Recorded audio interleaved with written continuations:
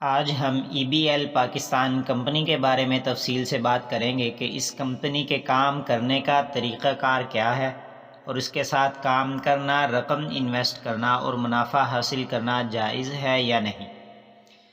واضح رہے کہ ای بی ایل پاکستان کی ویب سائٹ پر دستیاب معلومات کے مطابق ای بی ایل یعنی ایزی بزنس لائف پاکستان ایک نیٹ ورک مارکیٹنگ کمپنی ہے۔ اس کے بنیادی پلان میں شامل ہونے کے لیے ابتدا میں 750 روپے جمع کرانے ہوتے ہیں، جسے یہ سرمایہ کاری کہتے ہیں، اور سلور پلان میں شامل ہونے کے لیے 3500 روپے اور گولڈ پلان میں شامل ہونے کے لیے 7000 روپے دینے ہوتے ہیں۔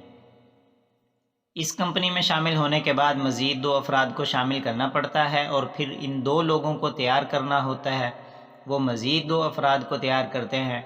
یوں یہ ایک چین کا سلسلہ چلتا رہتا ہے۔ اس طرح لوگوں کو شامل کرانے پر رقم ملتی ہے اور آگے سب شامل ہونے والوں کا کمیشن پہلے والے شخص کو بھی ملتا رہتا ہے اور مختلف انعامات بھی ملتے ہیں۔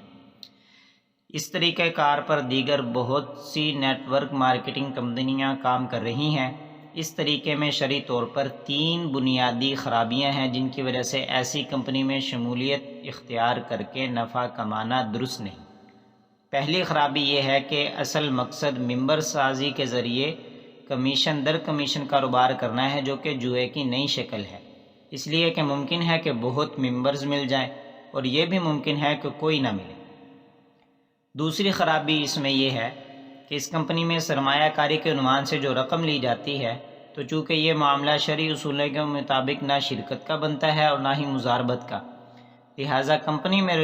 رجسٹرڈ ہونے کے لیے جو ابتدا میں رقم لی جاتی ہے وہ بھی ناجائز ہے۔